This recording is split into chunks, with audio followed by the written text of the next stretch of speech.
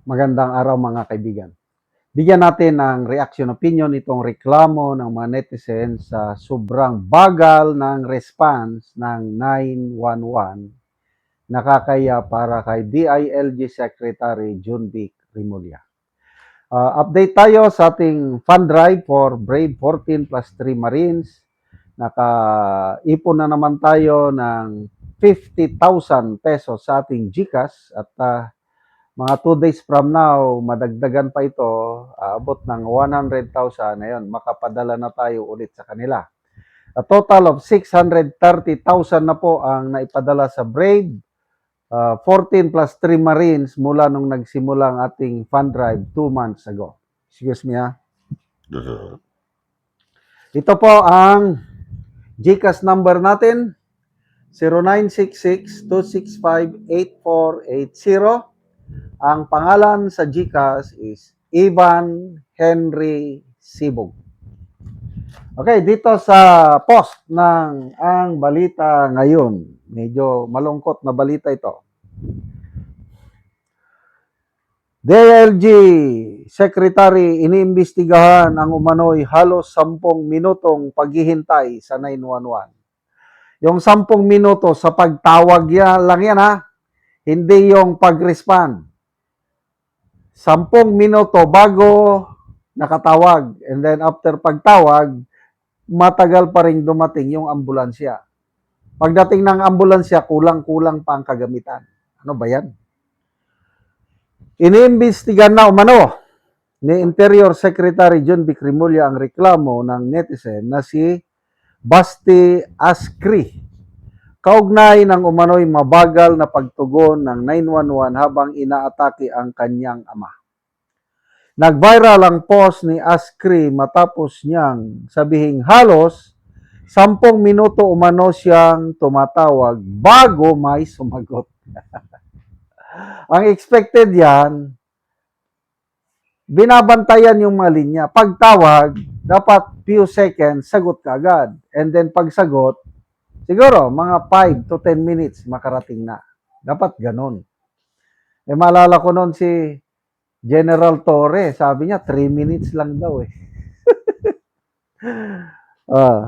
Grabe naman ito. 10 minutes bago sagutin ng tawag. Ano ba? Walang tao doon sa 911. O natutulog. O kaya ibang ginagawa. Sabi ni Askre, halos 10 minutes na akong tumatawag sa 911 pero wala pa ring sumasagot. Ayon sa kanya, nang may sumagot ay paulit-ulit umano siyang pinaghintay habang naririnig niya ang tawanan at kwentuhan sa background. Sinabi rin niyang siya na mismo ang nagsagawa ng CPR habang hinihintay ang ambulansya. Ako mismo ang nag-CPR sa kanyang ama.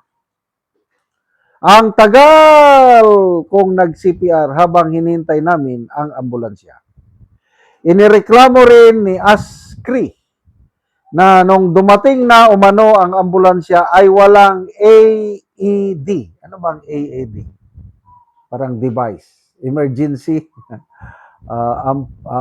Ambulatory emergency device. Basta AED. Walang AED. Kulang sa kagamitan at walang agad pumalit sa kanya sa CPR. Ano ba naman to? Nilinaw niyang inilabas niya ang kanyang karanasan upang mabigyang pansin ang umano'y kakulangan sa emergency response system.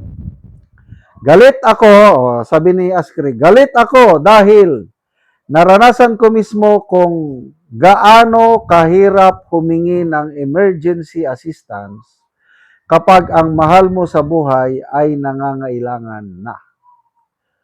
Patuloy na sinisiyasat ng DILG ang insidente upang matukoy ang nangyari sa pagtugon sa emergency call. Grabe oh. So, napakalungkot naman na balita ito. I don't know, anong nangyari sa ama niya. Sana nga na nakaligtas. Puro papogi kasi, sabi ni Luxury. Sabi ni Torre, 5 minutes, andyan na ang response team. Excuse me. 10 minutes nga, hindi sinasagot ang tawag. Paano pa makarating in 5 minutes? Wala na kasi Tore dyan eh. Baka kung nandyan pa si Tore, baka pwede pa. Walang 911. Grabe ang 911 sa Davao. Naririnig ko. Very responsive. I think more than 20 years na ata na na-establish ang 911 sa Davao. Isa sa mga pinaka-successful na 911 sa buong Pilipinas. Again, it's all about leadership. Kasi kung DILG lang si John Vic, wala. Poros papugi lang yan, poros forma lang. Ganyan-ganyan lang. Marunong lang yan mag-announce, walang klase. Kung may typhoon, yun ang kanyang expertise. Mga pronouncement niya, mas ligtas na ang Pilipinas kumpara noon. Mas mamaya, kaliwat kanan ng mga nangyaring patayan. Bumababa daw ang statistics ng krimen. Well, kung ano ang statistics nila, but I'm sorry, hindi ako naniniwala. Kasi nga, hindi na safe lumabas sa gabi.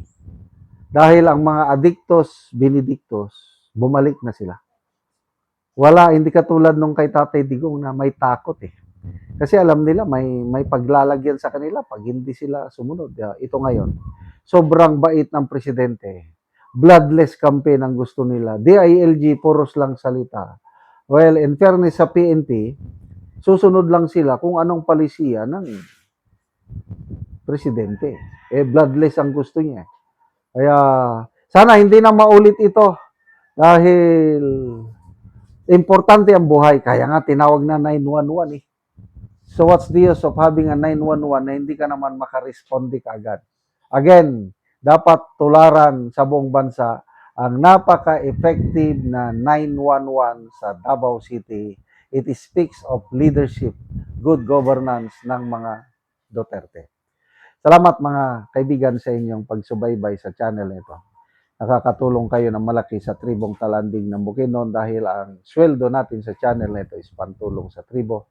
Namimigay tayo ng libreng yero at pako para makapagpatayo sila ng mas maayos na tirahan. Panoorin nyo ang video na ito. Ano na yung mga yero nga ipanghatag sa mga tao?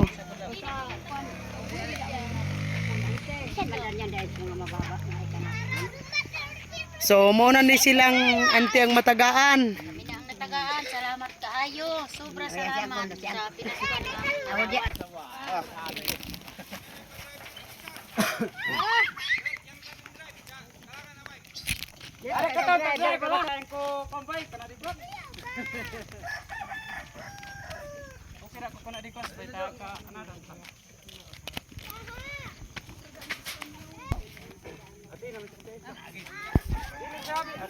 Muna ni mga yero lansang.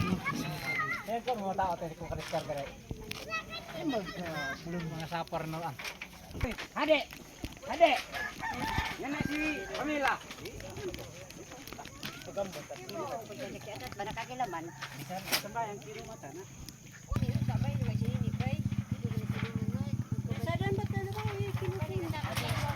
Wala dangkon. Kan wala kay mga edkarista. Lain So, daghan-daghan gyud ang matagaan diri og yero. ay kaguwit akyatin mo namo natin nga makabalay na gid me. Oo, so pila na dai ni nanay mong edad?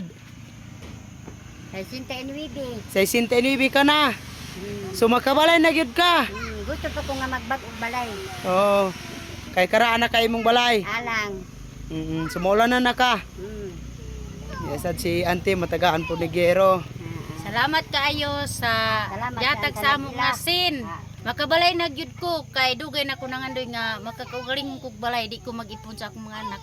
Kabalay na gyud ko daghan gyud kay salamat sa mga tawo nga gihatag sa amo sa Ginoo nga may tas ano ipinabuhi pa hatag sa sa ila para Si Ate Sad matagaan og Gero. Sa ang ako makasulti, salamat kayo sa nagatag ani kay makarepair ko sa akong balay kay nakabalik ko sa uno So, hinatunta nga daghang pag-ayo ang matagaan nila o ginabang kay daghan nangalipay nga katawan samot nga karon nga Pasko. Sobra among kalipay. Salamat kaayo. Dako kayo ang among kalipay nga Tatay natagaan. sad. Mao na among kinagdako nga pinaskuhan. Dalat ka nagpasalamat para number 1 ako sunod. Ate Mader. Mm. Kaya doon ko na rin